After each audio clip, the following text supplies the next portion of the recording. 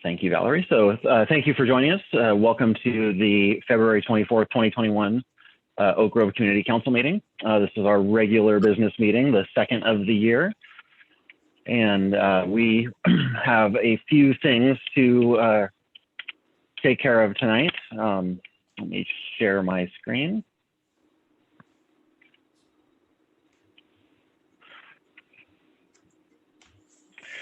So we will have our regular officer reports. We've got our elections for the board of directors tonight for the next term, set of 2-year terms. And then we have a COVID-19 and vaccination update from the county health department.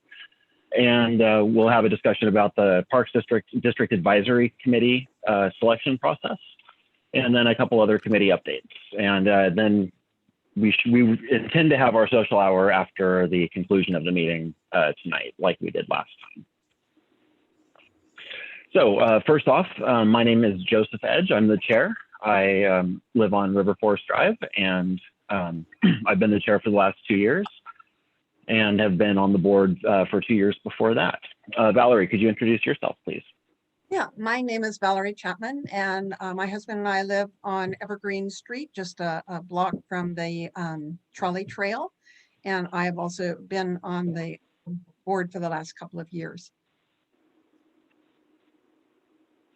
Jan, could you introduce yourself? Hi, yes, Jan Lundstrom. I'm the secretary, and I've been on the board for the last 2 years, and I live on Laurelwood near River Road. The control. Jane. James Civiletti. I live on Fair Oaks and Oak Grove Boulevard at the intersection, and I've been the treasurer for the last 2 years. Jim. My name's Jim Meyer. I live on the corner of Oak Grove Boulevard and River Forest Drive, and I've been on the board for 4 years. Greg.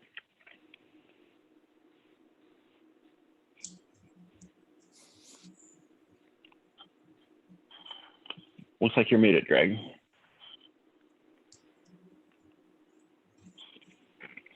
I'm Greg Wellison. I'm the a director. Been here on the board for 2 years. I live on Oak Grove Boulevard between Fair Oaks and Laurie. And Rich, could you introduce yourself, please?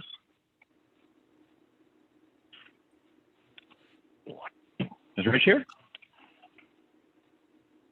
No. Oh, maybe we don't have Rich here tonight. Okay. Rich is our newest board member. He was elected to fill the seat vacated by Jason Struppel when the COVID crisis began. And first of all, I'd like to thank Jim and Greg and Jason for their service these last 2 years, since they are not running for re-election this year. So I just want to thank them, call them out for dedicated service for the last 2 years. We really appreciate it. Thank you. So before we jump into that, I'm going to stop sharing, and I'm going to ask everyone to introduce themselves. And I'll just move down the list. And when I say your name, please unmute your microphone and turn on your camera if you'd like. And again, just say your name and the streets that you live on. And then when you're done, please mute your microphone when you're not speaking. Anata. Okay, my name is Anita, and I have the worstly spelled name ever because it doesn't look like what it's supposed to sound like. So anyway, I'm Anita. I live on Fair Oaks Avenue, and it's between Courtney and Oak Grove Boulevard. Mel, could you introduce yourself? Mel Coffey. I'm located at the corner of River Forest Road and Dana Street. Thank you. And then I have a phone number, 659-6652. Could you introduce yourself and the street that you live on, please? Joseph, that's Carol Powers. Hi, Carol. How are you guys? Fred. Good, good. Thank you. It's nice to have you join us. Thank you. Fred. Oh, go ahead, Carol. Oh, okay. Fred, could you introduce yourself, please? Fred Sawyer. I live on the corner of Oak Grove Boulevard and Linden Lane. Marilyn? I'm Marilyn Wall, and I live at the Oakfield end of Alder Crest. Thank you. And then I have a New Bloom's iPhone. Could you please introduce yourself and your street, please? I'm Linda Newbloom, and I live on El Centro Way, which is by Hill and Thiessen Road. Thank you and welcome. Commissioner Savas, could you please introduce yourself? Yeah, Paul Savas, live on Kronberg Avenue, been a member since 1997. I think that's almost 24 years.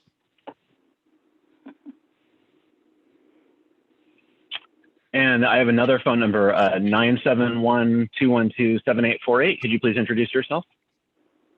Hi, this is Mark Elliott. I'm listening on my phone and participating by Zoom, so I'm on here twice.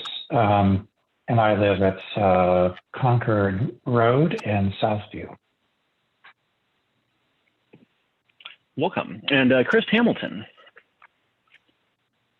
Hey guys, good to see you all tonight. I actually am in Jennings Lodge. I'm down on Boardman. Welcome, nice to have you join us. Dave and Jan, could you introduce yourself, please? Dave Doback and my wife Jan Doback, we live at Rose Villa. And Jean, could you introduce yourself? Hi, I'm Gene Fifield. I live near Oak Grove and River Road. Jane Morrison.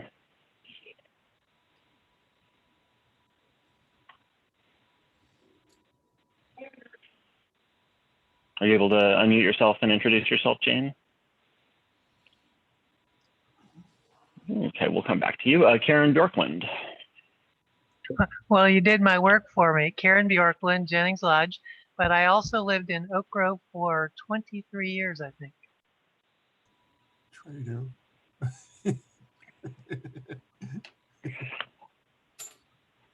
Okay, up next is Mark Knudsen. Hi, Mark Knudsen. Live on Cottonwood Court near the top of Hill Road.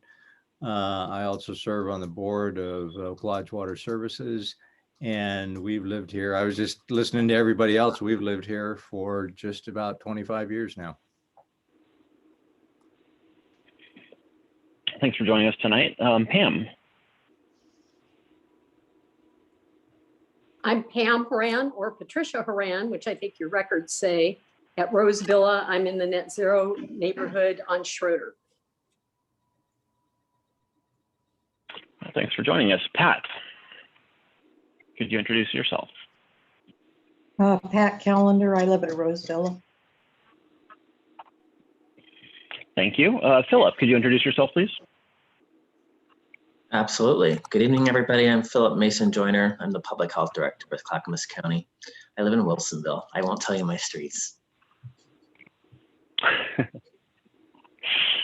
Let's see. Oh, Rich, you're here now. Could you introduce yourself, please?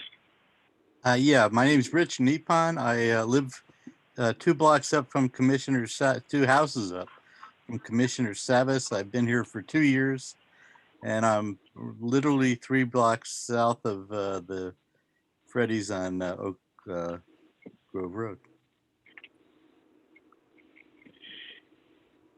And Sue.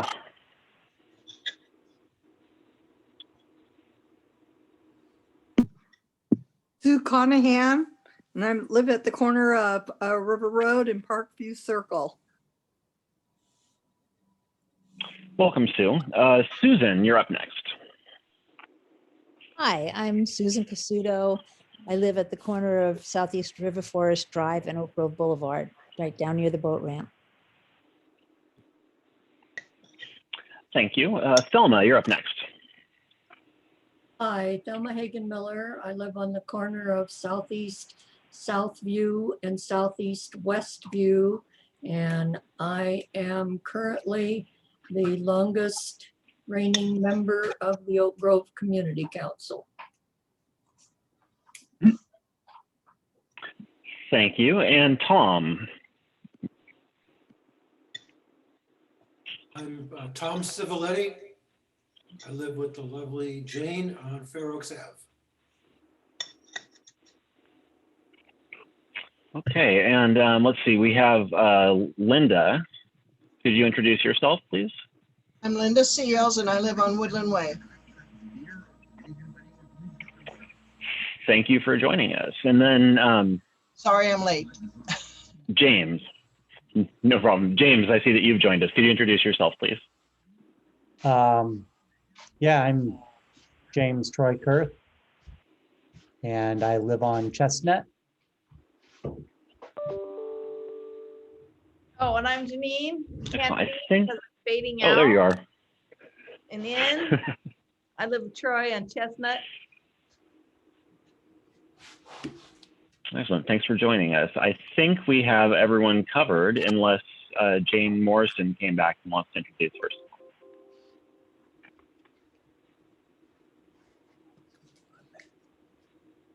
And I don't hear her, so we're going to move on. Jan, could you give the secretary's report for this month, please? Hi, everyone. It's Jan. I do not have meeting minutes for January 27th, 2021 because it is recorded as a Zoom meeting. But I am going back and looking at the Zoom stuff to try to at least record the things that were decided on. So if we had motions or things like that. One of the things that I wanted to mention, Joseph, is that we have not left on the recording who is in attendance. And I don't know if we can go back and change that, but that was kind of a difficulty for me with certain things. Anyway, I have sent everyone on the board a list of current voting members for tonight's election. I do want to mention that Mel Coffey should be added to that list. I did send an email. I saw him on there and then I went back and checked him for 2019. He was a voting member. He was therefore, rolled over to 2020 and now we're rolling over to 2021. The other person who should be on there is Linda Seals. So if you could make that correction. Also, I wanted to let you know that most of the meeting minutes from 2017, 2018, 2019, and 2020 have been posted to the website per a public records request that we had. We are missing just a few board minutes that I'm still working on, formatting and posting, and I will let you know when those are all complete. And that's it for me. Awesome. Thanks, Jan. Where are we? And then Jane, could you provide the treasurer's report, please? Yes, I shall. And the treasurer's report has no money in since last we met and no funds going out. Therefore, we still stand at $1,712.38. Zoomerific. Excellent. Thank you. So up next, we are going to have our board elections. Can I ask anybody can I ask everybody to please mute their microphones unless you are actively speaking, please? We're getting some noise in the system. So I'm going to turn it over right now. You have to be on speaker and go in another room right now.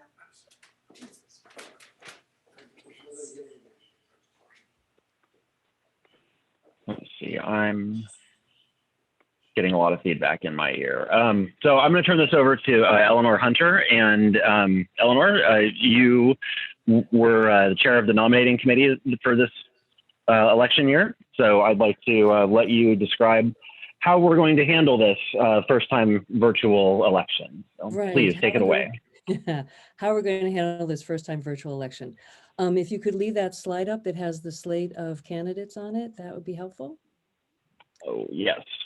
So in the past, what we've done when we would meet in person, we would be able to have paper ballots that would have the slate of candidates on it. Here's a slate you can see on the slide that's there. We don't currently have a nomination for the secretary position. But we do have Joseph Edge willing to remain chair, Valerie as vice chair, Jane Civiletti remaining in their roles as vice chair, chair, and treasurer. And we have, for the members at large, we have Rich Nippon, who was just recently appointed. We have Mark Elliott and Jan Lindstrom, who'll be moving from secretary over to members at large. So instead of being able to write down your voting stuff and then having those paper ballots counted in another room, we're going to be doing it differently tonight.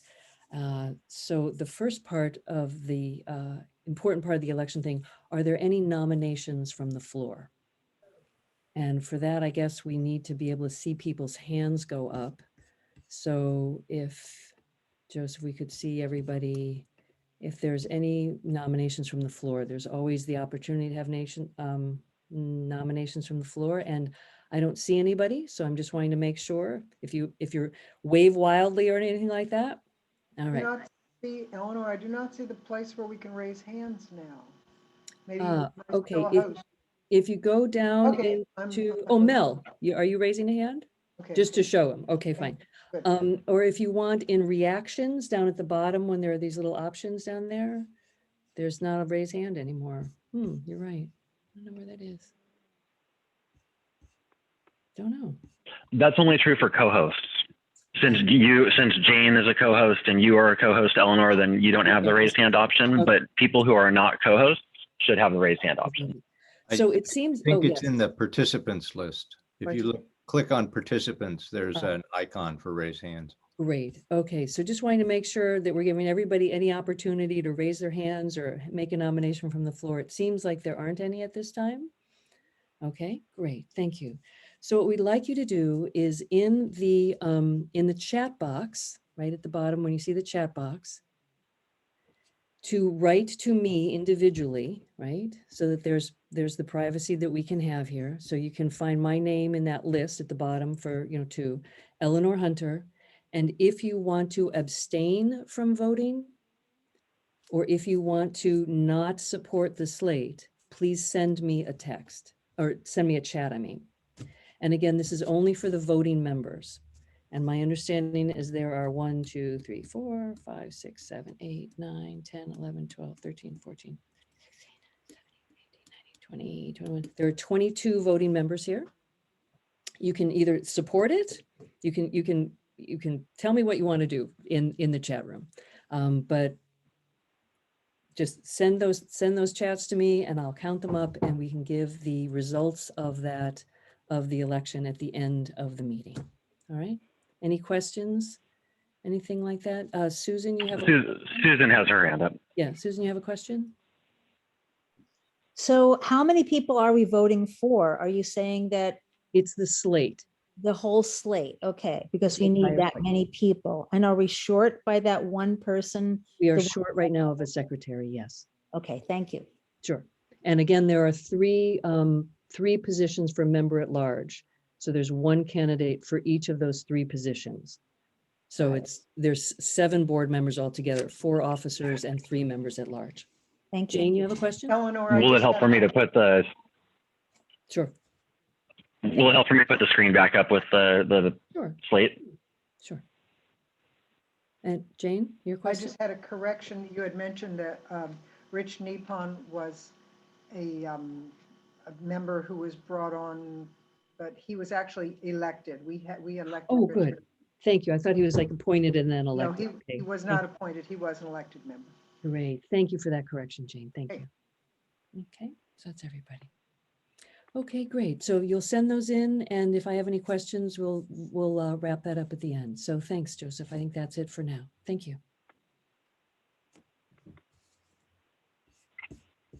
Well, thank you, Eleanor, and we'll see how this goes. This is a new territory for us, and we don't have any of the advanced Zoom features in our account to help streamline the process. So we're doing the best that we can, and I really appreciate Eleanor, taking a stab at this. And we kind of did the best that we could with it. So we'll see. Thank you very much, Eleanor. We'll check in with you later. So thanks, everyone. With that, I'm going to ask Philip Mason Joyner to present, and I need to set him up as a co-host so he can share his screen. Joseph Frederick Fourier had his hand up. I'm sorry, what? His hand up. Oh, no, I didn't see that. I'm sorry. I'm on the screen share view, not the. Fred, did you have a comment to make before we move on about the election? You need to unmute, Fred.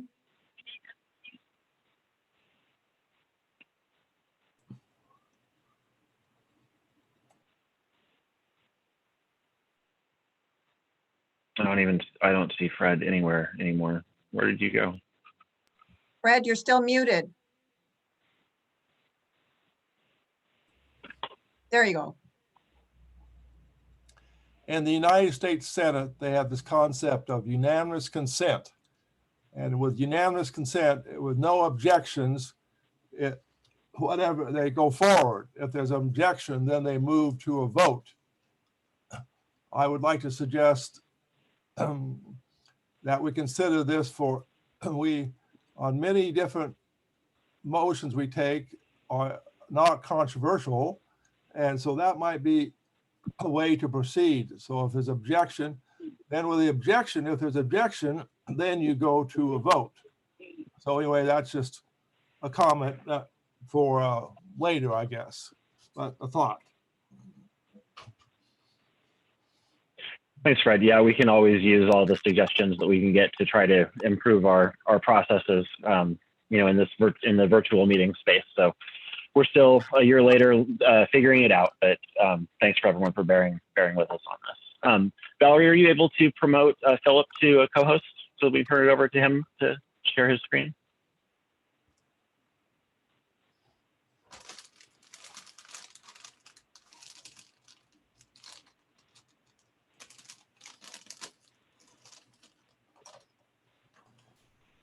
Can't hear.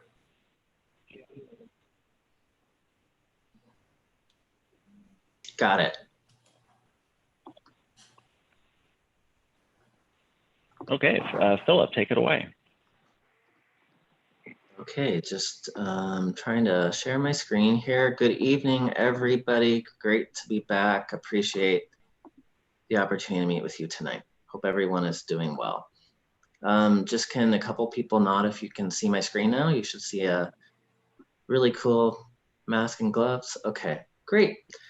I'm going to dive in on the vaccine distribution work, what is happening in our region and the state, and also what we're doing locally here at Clackamas County, as I know it's a hot ticket item. And before I do that, I just wanted to reflect on thank you all for the work you do, your community engagement. Thank you for, you know, as a community, Clackamas County has done a really good job over the past year.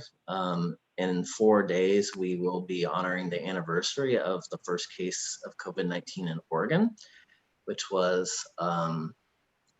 a staff member at a school in Lake Oswego that was a resident of Clackamas County. And we had our first cases the second week of March of 2020. So it's just kind of interesting, this timeline. I really appreciate just to look at the case counts from COVID-19 and the big surge that we had in the fall, the wildfires, just a lot of different things. The ice storm now, it's just been a really, really challenging time for all of us, for the community, and appreciate the team effort that we've all been able to do to promote the safety and health of our communities. The good news is case counts are going down as we're doing this vaccination effort, and that's really great news. Clackamas County on Friday will move from high risk of the state framework for reopening businesses and the metrics that are advisory to all of our local schools, and will now move into moderate risk.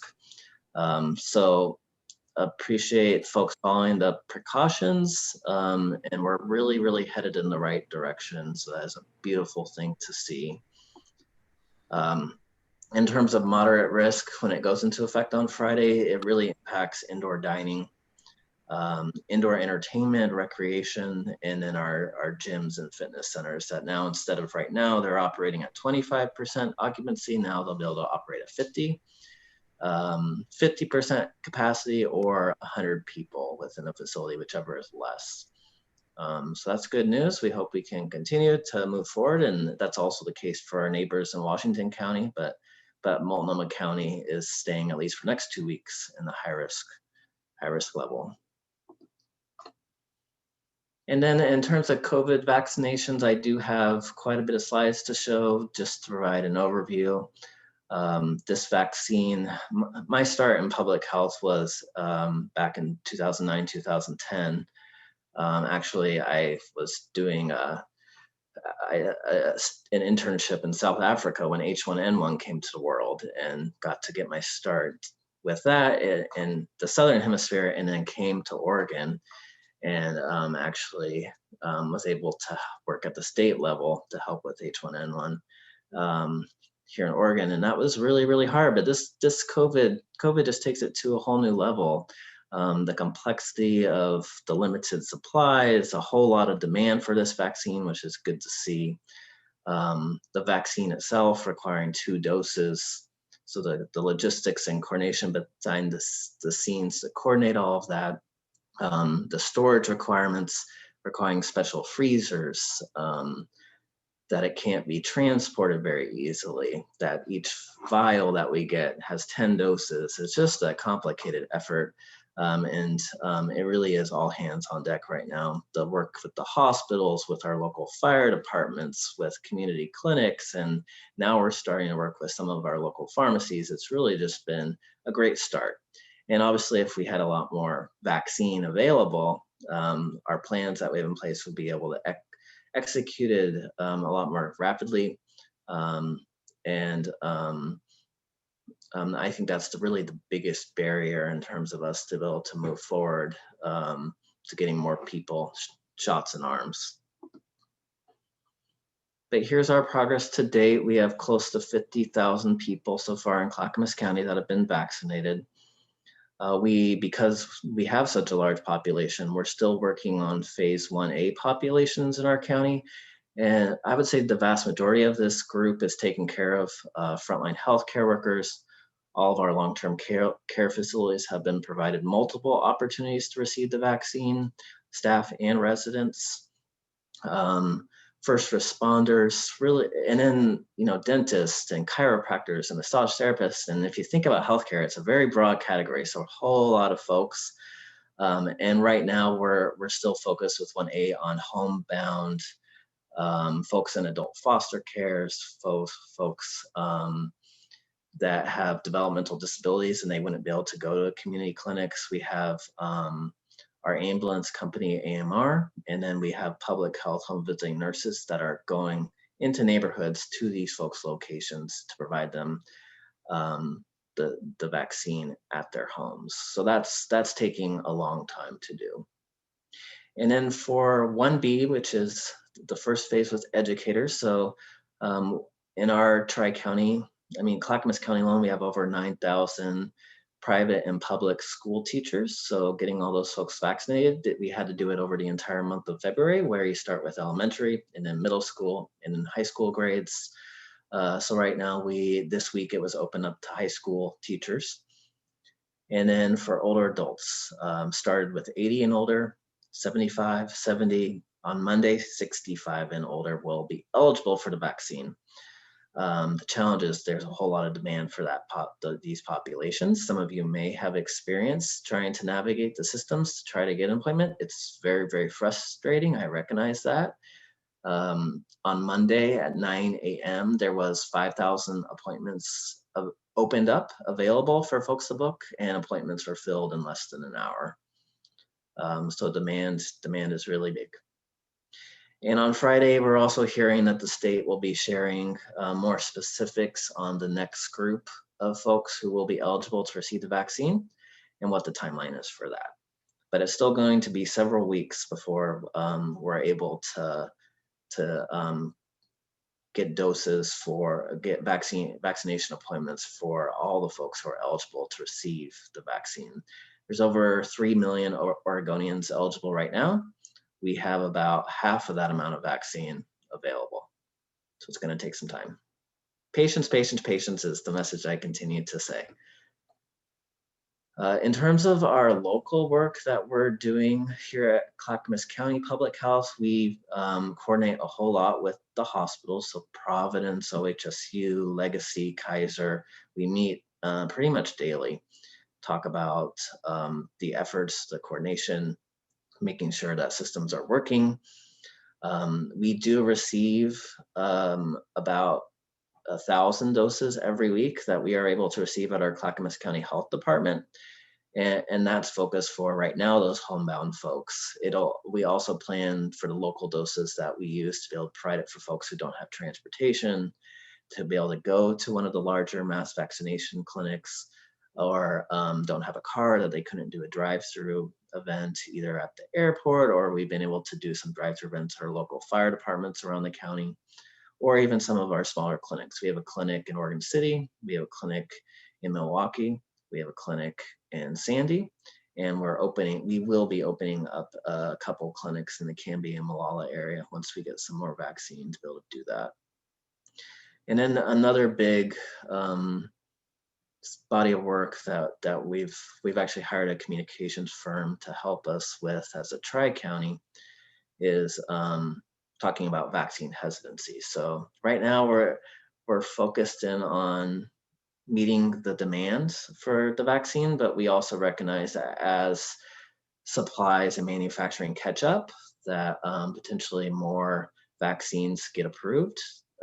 That's going to flip, and then we're going to be really trying to encourage folks to get the vaccine who may have concerns about the safety, the effectiveness. That is something that we're really thinking a whole lot about, and it doesn't seem like that's something we need to worry about yet, but we know it's coming in the weeks and months to come. That it's important that we focus some time and attention on that issue as well, because in a blink of an eye, time's just moving along and it'll be here before we know it. So how can eligible people in Clackamas County get appointments? The process is a little cumbersome, and I recognize that. Folks that have internet and are tech savvy, go to covidvaccine.oregon.gov, and that website will help you navigate it. But there's a chat feature that shows up. You click on that, it'll ask you questions. It screens to make sure that you are eligible, and if you are eligible, you can then access the scheduler to get appointments. Appointments at this point are released Monday and Thursdays at 9 a.m. So if you have somebody you know in your life who is eligible, or if you are eligible, 9 a.m. is tomorrow morning is when you want to hop on there and try to get an appointment if you can. You don't need to check 24/7. If you check right now, it's full. There are no appointments available. And most of the vaccines are available at the Oregon Convention Center. So it's for those folks that they're able to do that. If you would prefer the Portland Airport drive-through, then when it asks you, do you have mobility concerns, you want to say yes to that, and then you'll have access to the Portland Airport. We completely understand that option doesn't work for everybody. We do have local schedules and wait lists. So if you call our Clackamas County call center at this number here, it's 503-655-8224. We'll screen you over the phone and we'll get you on a wait list. You can also call 211. It's the same process. So that's where we're at right now. I also am encouraged that the federal pharmacy program is opening up. So Fred Meyer, Walgreens, Safeway, a couple independent pharmacies around the county are starting now to get doses directly from manufacturing. So that's very good news. Those schedules get filled pretty much automatically because the state has identified some folks who have been waiting for weeks and weeks and weeks to get vaccine, and they're able to get them scheduled at this point. But eventually there'll be vaccine available, hopefully at your local source of, your local healthcare provider, your local pharmacy, and then we'll have additional community clinics that we'll be able to expand over time. But this is kind of the state we're in, at least through the end of March, the way the amount of federal allocations are coming into Oregon, and then what we're getting locally at Clackamas County and into Tri-County. And if you're not eligible yet, the state did release a brand new tool, another website, getvaccinated.oregon.gov, where you can create an account, sign up, and you will basically be alerted when you are eligible and how this information changes, and I expect that it will continue to change and hopefully get a little bit easier over time. But once you are eligible, you'll then get alerted. You can even get a text with a link is the goal. And this information is also available in Spanish, and other languages are to come soon. And with that, I'll pause there, and I'm happy to try my best to answer any questions you may have.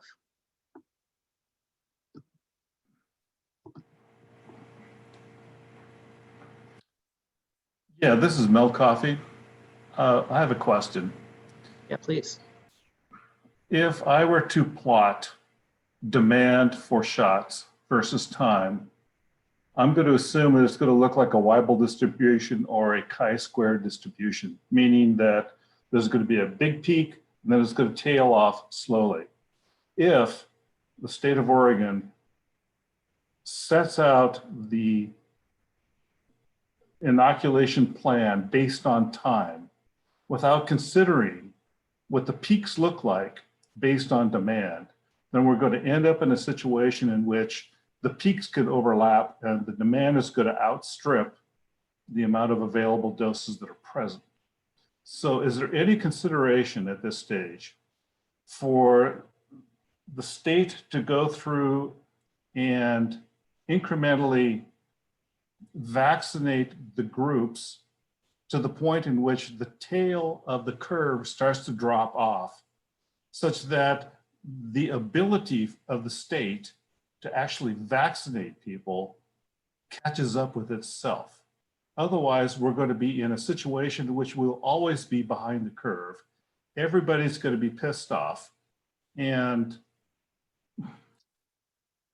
it's a no-win situation. Any comment at all, please? Well, I've been on a lot of state meetings, and I think that sentiment is shared very loudly and very broadly across the entire state. And it's also not unique to Oregon. Yes, there is a lot of folks who are eligible and not enough supply to meet that demand, and it's frustrating. I understand there is some sense that because this is a scarce resource, you want a lot of folks eligible so nothing gets wasted. I totally get that, but and perhaps in some of the more rural areas that makes more sense than it probably does for the more metro areas, such as ourselves. I find that to be a weak argument. I'm down in California. I've already got my first shot in California. They're giving out to people who are 70 or older, happen to be there at the right time, right spot, got my shot. Not a problem. It's really easy here. It seems to be really, really hard in Oregon. Yeah. I agree. Just saying. It is, I agree.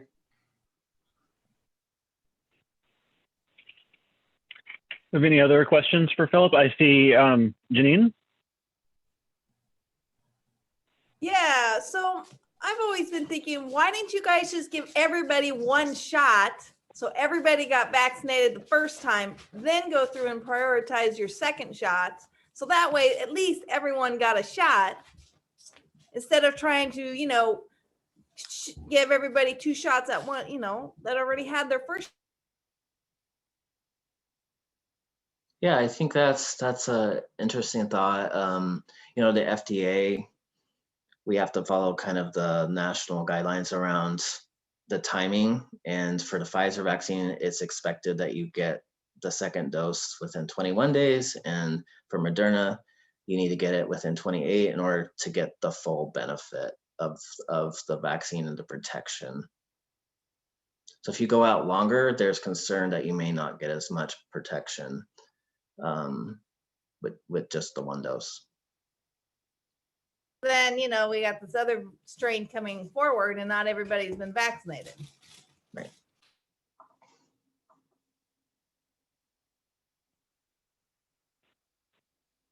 We have other questions for Philip?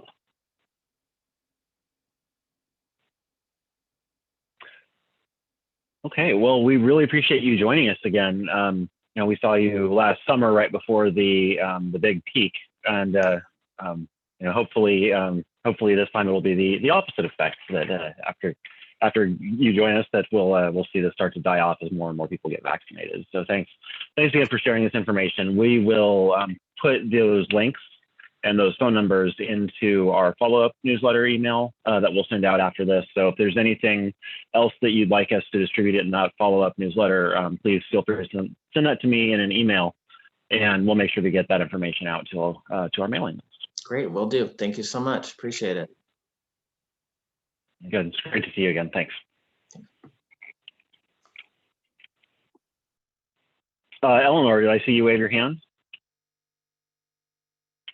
Oh, we're just waving by. Okay. All right. Well, next up we have Amita, who's going to talk about the Parks District Advisory Committee selection process. So I'll just turn that over to you rather than pull the slide up and then turn it over to you. So Amita. Okay. Thank you. I had a lot of thoughts that I wanted to share with people, so I think I'll probably end up reading some of them so I don't miss some of the things I wanted to say.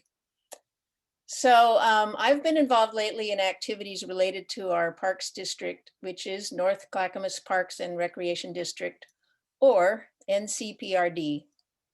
And I currently live less than a 10-minute walk from Rivervilla Park. So that's where I depend on getting my nature hits most of the time. But a lot of people don't live within a 10-minute or 15-minute walk from a park. So a number of us and a number of you are putting energy into doing things to remedy that and to make sure that the community and everyone in the community has a really good way to get our wishes considered in parks decisions of every kind. And those of you who signed a petition about wanting more voice in these matters have helped bring about some recent changes in the district. Our Parks District is made up of Jennings Lodge, Oak Grove, and Milwaukee, and some areas, unincorporated areas to the east of Jennings Lodge, Oak Grove, and Milwaukee. And in the last few years, this district has been going through some changes. It's tried different kinds of zones for funding and for representation, and also Happy Valley withdrew and things got kind of dicey for a while, but now there's some good new things on the horizon.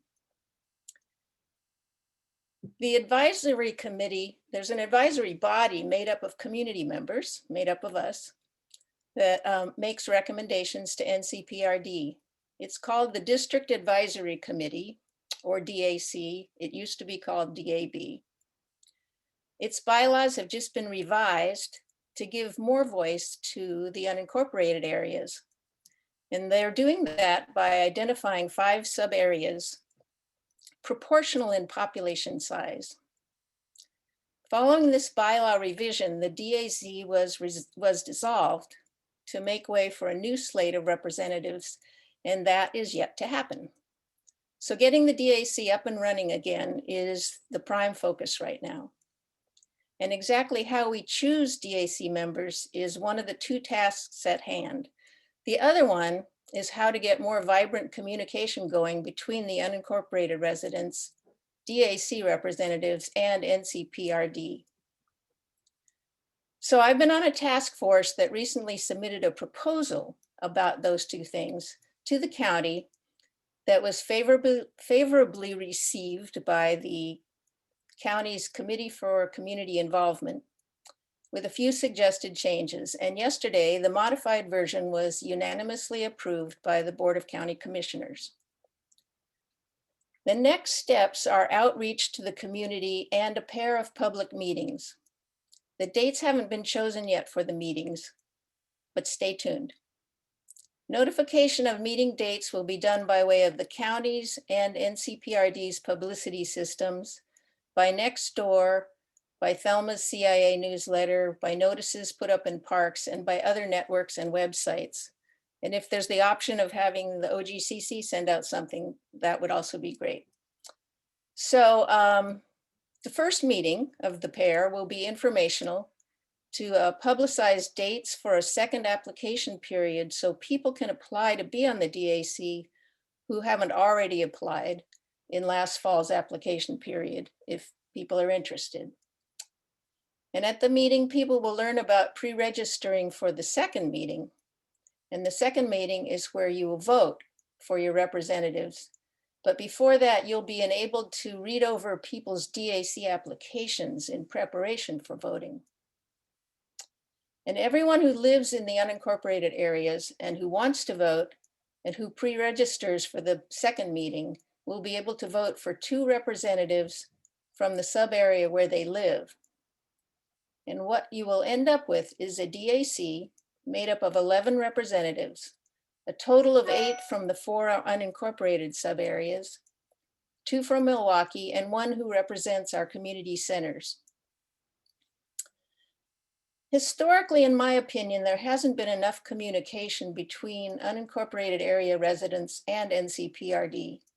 And I think it's safe to say that not a very broad range of people in Oak Grove and the other unincorporated areas have been involved in lively debate about parks decisions and projects, or been keenly aware of parks developments over the years. There have been some exceptions. There were times when neighbors around North Clackamas Park in Milwaukee and neighbors around the Evangelical Campground property in Jennings Lodge became parks activists concerned with specific goals. But neither group prevailed in getting what they wanted. And it's one reason we need more effective representation and more visible parks decision-making. The purpose of the DAC bylaws revision is to liven up community involvement. The new system aims for 2 outcomes in the unincorporated areas. Residents will now directly choose their own DAC reps, and residents will develop ongoing neighborhood parks committees or forums. I know there's been some concern by some about the new sub-area boundaries. And personally, I can't say if the boundaries are right or wrong, but DAC representatives will reconsider them every 2 years or sooner, depending on what the community wants and depending on changes in the community within the district. My hope is that everyone, whether or not you have concerns about the boundaries, will team up to make the parks district, the procedures, the forums, and the sub-area boundaries the way you want them to be. If you care about parks, now's the time for all hands on deck in light of increasing population and decreasing amount of potential parkland. There's a mailing list for staying informed about parks news and events that you can sign up for, and I'll put the link in the chat. I'll also put a link so that you can look up the map of the 5 sub-areas in the district if you care to. And if you have questions, feel free to email me. I will put my Gmail address, which I would only use for this kind of email, in the chat also. Oh, and the last thing, I've applied to be on the DAC, and I would love to represent all of you and bring your ideas to DAC meetings and to NCPRD. So I think that's basically it, and I appreciate your time. Thank you. Go ahead, Valerie. So I have a question on that. Yes, hi. I think, personally, it would be lovely if you are our representative, but why is it that we can't vote at our Oak Grove Community Council meeting? Why must we register and go to a completely separate meeting in order to vote for somebody who's going to represent our area? That to me makes it more awkward, and because it's not just, I don't understand that. Well, the system that is currently going to be the one going forward with the 5 sub areas is what we have to work with right now. But once we have the DAC up and running, if you want things to be different, then you can either become a member of the DAC or be part of the parks forums in your area, or just give input to your representative and say you would like the sub areas to be different. So I can't say that it would be better if it was some other way, but it might be better. And if people want it to be different, then you have to kind of get involved and use your, give some input and lobby for it to be a different setup.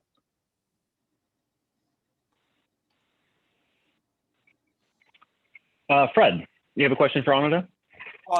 I think this is, in answer to Valerie's question. They set up 5 areas to be equal in population. I don't think Oak Grove, I think Oak Grove Community Council would be probably part of 2 of those areas. And they were set up so they'd be Milwaukee. Milwaukee is one area around 11,000 people. So each area, as I heard, is around 11,000 people. And I think we have 20 or 30,000 people in Oak Grove. Oh no, that's not. Anyway, I don't think the boundaries match of the Oak Grove Community Council and the one of the areas for the Park District. I would like to say that it's about 20 to 21,000 in each sub area. And it's true that if you did it with the Oak Grove Community Council and let's say the Jennings Lodge CPO or the other CPOs, you'd have all different population numbers, but that doesn't mean you couldn't work out something. But you would probably have more representatives from one CPO and fewer from a smaller CPO or a CPO that represented a smaller population. But I think all these things are up for grabs in the sense that we can try it as it's currently set up, and then we can modify it as we move forward. Thank you, Anita. It was great to have you join us tonight to shed some light on what the next steps are. Please, the information that you wanted to put in the chat, I don't know if that will work tonight, but we can. What you can do is send that to me in an email, and we'll make sure to get it in our follow-up newsletter in early next week. Oh, that would be more convenient. I'll just do it that way. Okay, great. Thank you so much. Perfect. Thank you. Thank you. And let's see, with that, our next update is, I will share my screen again briefly. Let's see. Oh, we have a MAPIT update from our 3 MAPIT representatives, which are Valerie Chapman, Fred Sawyer, and myself. And since you guys listened to me talk enough, I'm going to turn it over to Valerie and let her talk for a little bit. Okay, thanks. And I'll stop sharing. The 3 members, Oak Grove members of the MAPIT team have done some talking, and we would like, at this point, what we would like to suggest is that Oak Grove put our membership in MAPIT on hiatus for the next 6 months, which would be until August. So let me qualify that before, let some of our reasoning, and so we can talk about that. First of all, the next MAPIT meeting is not scheduled until April anyway. And what was clear at the last meeting is that there has been less energy and involvement in MAPIT than might have been hoped. One of the MABA members expressed that there had only been about 5 active members. And, part of that is that this is a very tough time for businesses and having that kind of energy coming in. Also, just the way, things have turned out, we have not had, a chair from the Oak Grove area in the last 3 chairs of the MAPIT organization have come from Jennings Lodge. So we think about, again, the energy that comes from Oak Grove. And let me just say that the area that MAPIT looks at is the McLaughlin area in particular, going from the edge of Milwaukee in the north all the way down to the edge of Gladstone. And the area that falls within the Oak Grove Community Council area goes all the way from the edge of Milwaukee all the way down to Jennings Lodge. We are by far the largest area that is involved. So that's a piece just for people to know.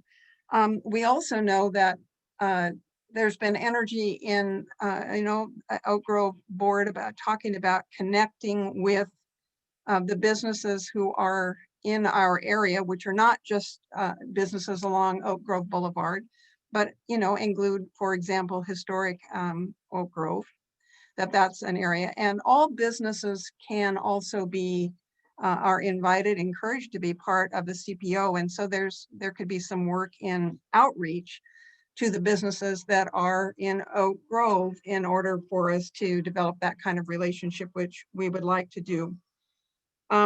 The pandemic lockdown has put a lot of restrictions on engaging more people in our area. We're aware of that.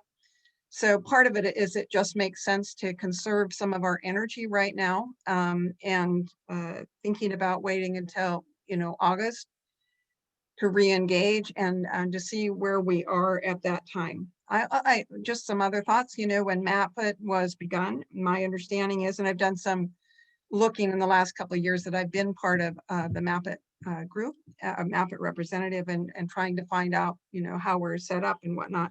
There was hope that there would be some urban renewal monies to help us as we develop the plan that was put together by the community and the McLaughlin area plan. That was not to be. So mostly what happens is that any projects must be funded by individual grants or coming from individual agencies or from county funds, which we also know are limited at this time. So that's a lot. Fred and Joseph and I are the three members. And if there's any questions about that, be willing to talk about that. But we're respectfully asking the Oak Grove Community Council to approve putting our membership in MAPIT on hiatus until August.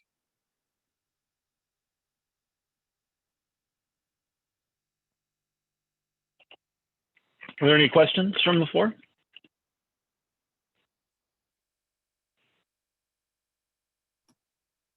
Yeah, I've got a quick question. Sure, go ahead, Mark.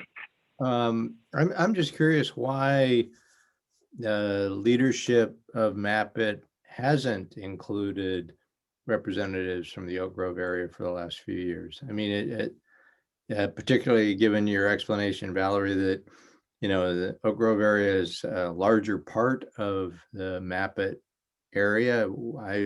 At a minimum, there ought to be like some, flip-flop back and forth, shared representation, some attempt to try and diversify that participation. So I'm just curious why it ends up that it's always the Jennings Lodge end of the corridor.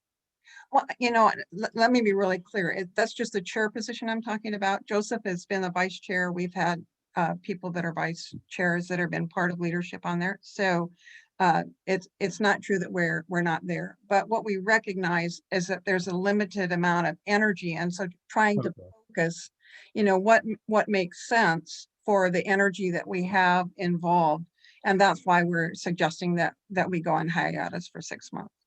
Okay, great. Thanks for the clarification.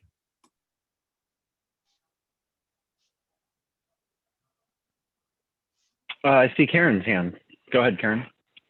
Hi, I was just going to add on to the question that was just asked. I didn't outright beg Joseph when he was vice chair to become chair, but I came pretty darn close because I was expecting that this would be the golden time for Oak Grove, for someone to Oak Grove become a chair, but it didn't work out because he decided that he needed to put his energy into being chair of Oak Grove Community Council, and I can't blame him for that. At the other times when there was a term expired, there wasn't an Oak Grove person who was available at those times to do that. So, and there also wasn't a MABA person to do that at those times. So it was more of who was available and who was willing to do it than any other reason.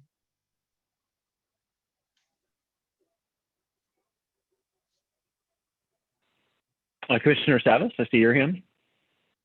Yeah, I just want to just share with you my perspective of community engagement in a number of committees around the county as a result of COVID. And it has been dismal at best. And I've even spoke to Valerie about this in the Park Avenue meetings as well. So we know, the county knows there's a lack of involvement. We've been through three declarations of disasters, one being COVID, the forest fires, the ice storm. We have been through a lot. As someone who's been involved in MAP 1 and to some degree MAP 2, who cares about this community, I would strongly encourage you all hang in there and just weather the storm. And I just don't want to see anything fall apart. I think you've got, a really balanced group in that you've got the CPOs relatively represented. We always wish we had more involvement from the other side of the Oakfield Ridge. And I think the NCPRD efforts will bring in more activity. And I'm excited by that. And I think we have an opportunity actually to turn things around a little bit with regard to that. So I think that will bring more people into the fold. That's just my opinion, but I thought I'd share it. Thank you.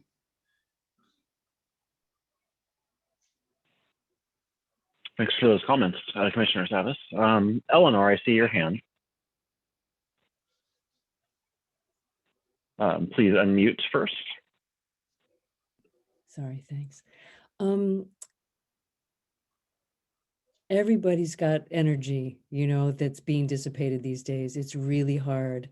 We don't have a secretary for the position for the Oak Grove Community Council, which is a really important place to be. I think everybody's sort of hunkering down. I would make a motion to support Valerie's suggestion that the Oak Grove Community Council for 6 months, put it on hiatus, see what's happening. There's not a lot going on in the world right now. Let's just take a break, focus our energies, inward where we can stabilize some other things and then see what happens later. I think it's a great idea and I would make that motion. Was that in fact a motion, Eleanor, or are you just signaling intent? I am making that motion. You repeat the motion? Okay, we have a motion on the floor. The motion is for the Oak Grove Community Council to take a hiatus from participation in MAP-IT for 6 months. Valerie, that's the intention of your conversation. Okay, so the motion would be for the Oak Grove Community Council to take a 6-month hiatus from participation in MAP-IT, commencing now. So, Greg, did I hear you second? You did. Excellent. So motion by Eleanor and second by Greg. And in discussion, I see that Karen Bjorklund has her hand up. Karen? Yes, I wanted to add when Valerie first made her statement. So this wasn't in what Eleanor just said, but it is an impact because Valerie said taking a break from MAP-IT or a hiatus, and that MAP-IT would take a hiatus, which is exactly what would happen if Oak Grove is not a member. There would not be a quorum. MAP-IT would not continue to meet. So that has an impact. I saw Jane Morrison on here at one point. She's the chair of the Jennings Lodge CPO, so she might want to comment. But that does mean that none of the other partners can get anything going either. Jennings Lodge had actually begun a project to look at their own node planning, similar to Park Avenue project around the Jennings Avenue and McLaughlin node. So there was a lot of energy there. And if Jane is here still, it would be great for her to comment so that you really have the full scope of what the impact of that decision might be.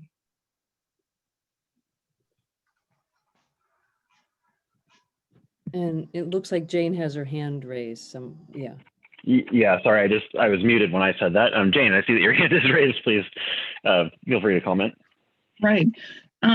Yeah, one of the things that the Jennings Lodge CPO had discussed and is in the process of implementing was creating 2 very short-term, very directed task force, something that might have a couple of weeks longevity, maybe 6 months, but it has a very distinct middle, beginning, middle, and end. And those two task force were the Jennings node concept and outreach and engagement, because as everybody has noted tonight, it's been very difficult to engage new people.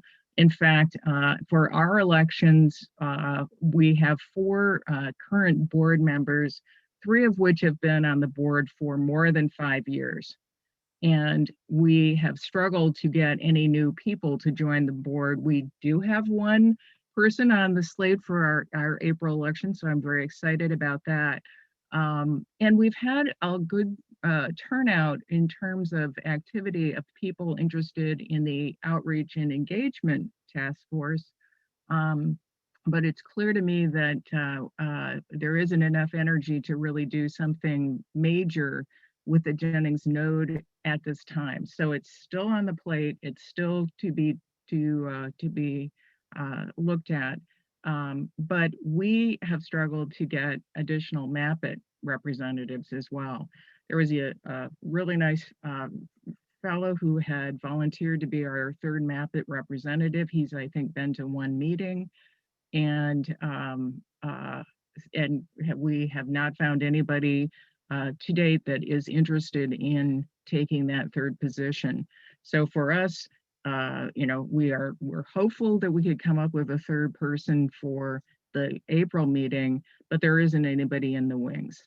So this sort of commonality of having challenges engaging people, new people, old people, is something that we're experiencing as well. And that's my contribution. Thanks, Jane. Eleanor, I see your hand is raised. So it's really sad when a group withdraws and it has great impact on other organizations. I mean, that certainly isn't the intent. The intent is to safeguard the Oak Grove Community Council and the energies that are in it. And there's no intent to harm other projects or do anything like that. It's to just recognize what are the limitations that we're under right now. So it sounds, Jane, like you have limitations as well on this whole thing, and they're just none of us have the lift right now to make this happen. So, all of us, I think, are taking steps to like, wait a minute, what do we have to curtail just because those are the limitations that we're under. So again, the motion is made without wanting to harm anyone, but also wanting to help the Oak Grove Community Council, which is the organization that we're here right now to deal with. So just recognizing that. The unintended consequences that can happen, so. Thanks, Eleanor. So we do have a question pending. We have a motion with a second. Commissioner Savas, we're running over. I appreciate the discussion on this though. Do you have a brief comment to add before we go through the roll call? Yeah, I do. And just call me a citizen, Paul Savas, you may, or member of the Oak Lodge Community Council, if you may, please. Briefly, I just wanted to say that if I understood Eleanor correctly, if there's not, maybe there's an opportunity to have alternates step in if some of these folks don't have the energy currently. That's totally understandable. And I know that, but there might be some other people that are part of the community council that might be interested in serving to fill the gaps. Are there alternates on MAPIT that can fill in? So I would just throw that out there. Valerie, you want to take that? I just want to say that we have struggled to have alternates too. We do have Jan Lindstrom that has bounced back and forth between being the Oak Grove Community Council backup or being the MABA backup. So MABA is also according to at our last meeting, we were told that they were struggling too. And it was actually articulated by one of the MABA members, Brad Olson, who was there, that he thought perhaps MAPIT had run its course. And I think that energy, and I look at how the business community has struggled in our area. We're not asking that MAPIT never rejoin. We're saying just go on a hiatus until August. let's see where we are. Let's do some, and I know that in Jennings Lodge as well, they're thinking about doing outreach to the businesses that are part of the Jennings Lodge area. It's our hope that we could also do that in Oak Grove and hit the businesses and encourage them to be participants here. And so that when we come together again in August, we can make an assessment that, maybe we go forward with a little bit of rejuvenation. But right now, it's not like, I think the people who have been part of MAPIT, it's not that we don't want to be part of MAPIT, it's just looking at the energy that we've got and trying to go forward in a healthy way. And again, it's for the good of Oak Grove Community Council too.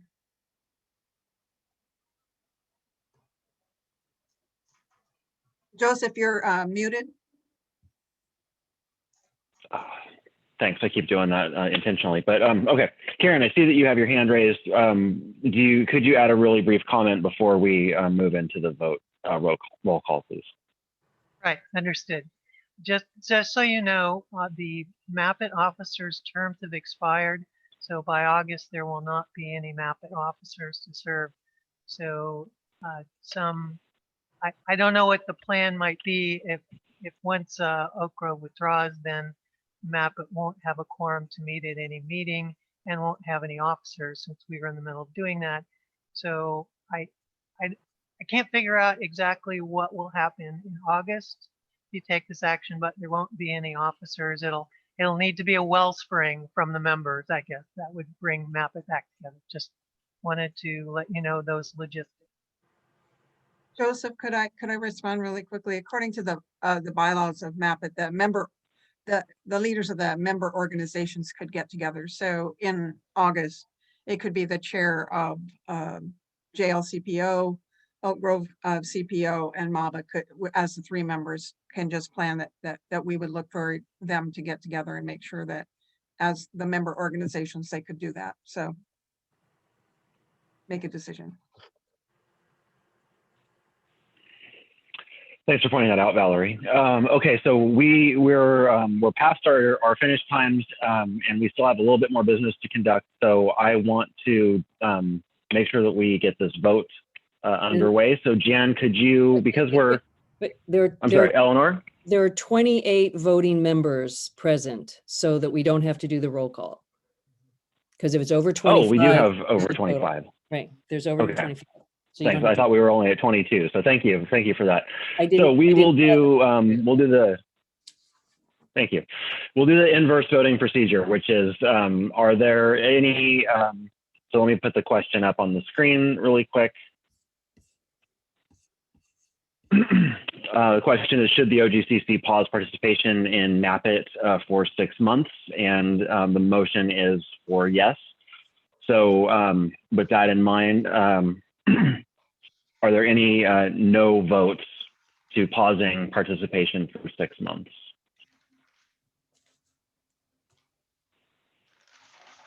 I see Commissioner Savis. Are you recording, Jan, the votes? Okay. Okay, thank you. Are there any, did you get everybody, Jan?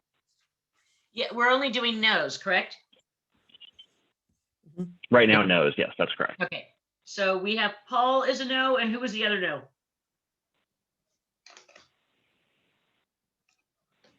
I didn't see another no. Okay, I think that was it. All right. Are there any abstentions? I see Mark.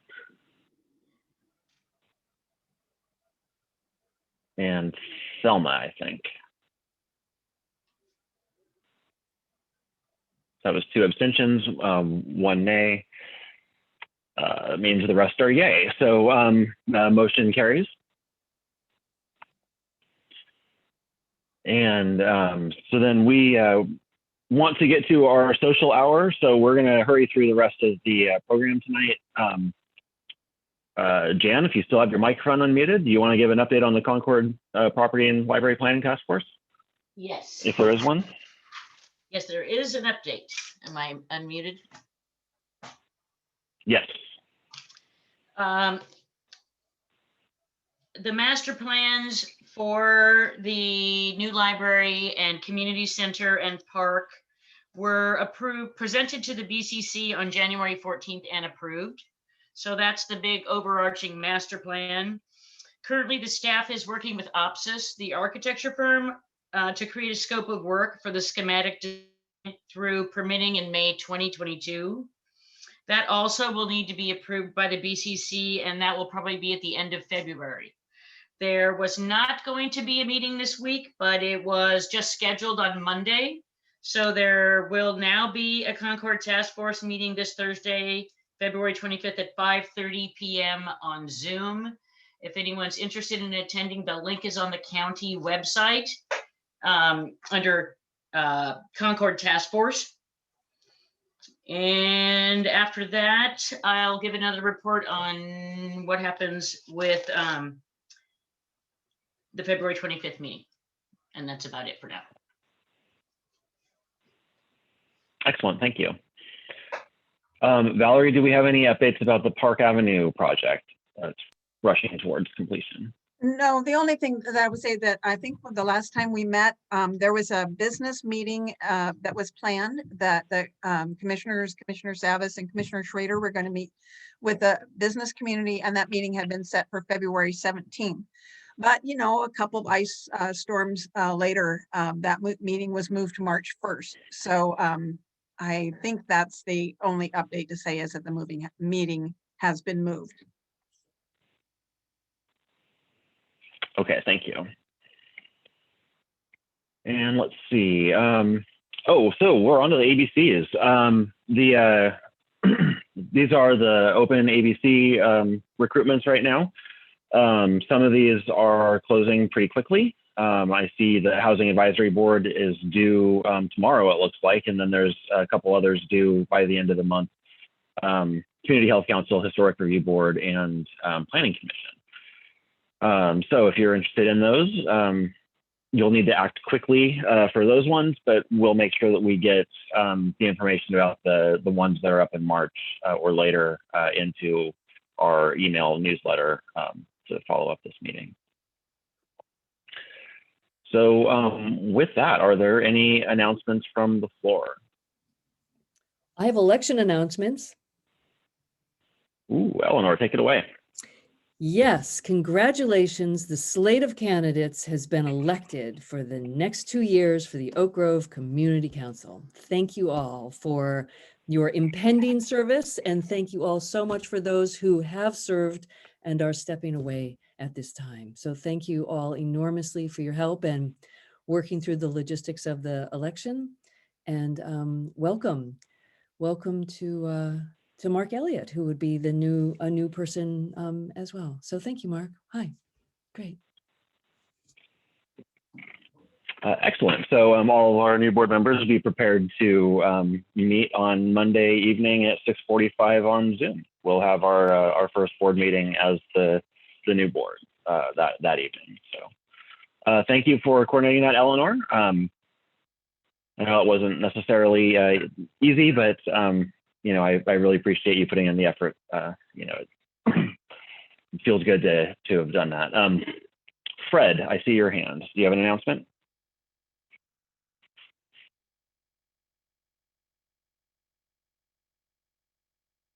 Fred, you're muted. You're muted, Fred. At the last meeting, we had a presentation about zoning along McLaughlin and increasing the density for housing.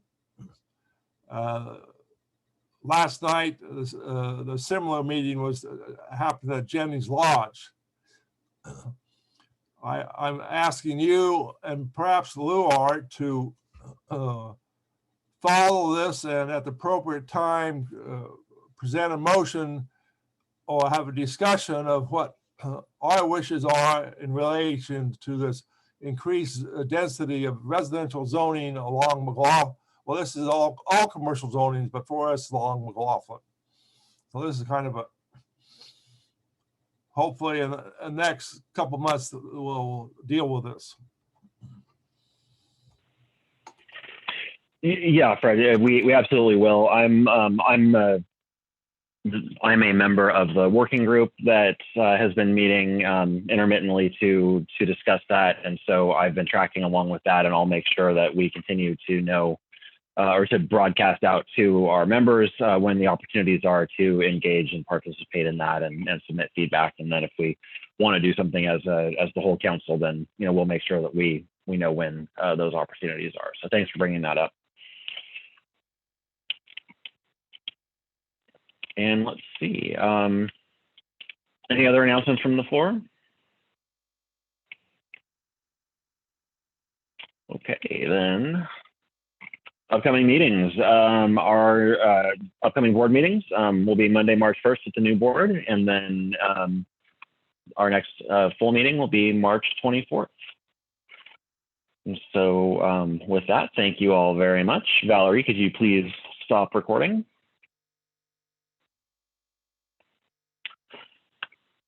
And so that marks the end of our meeting, but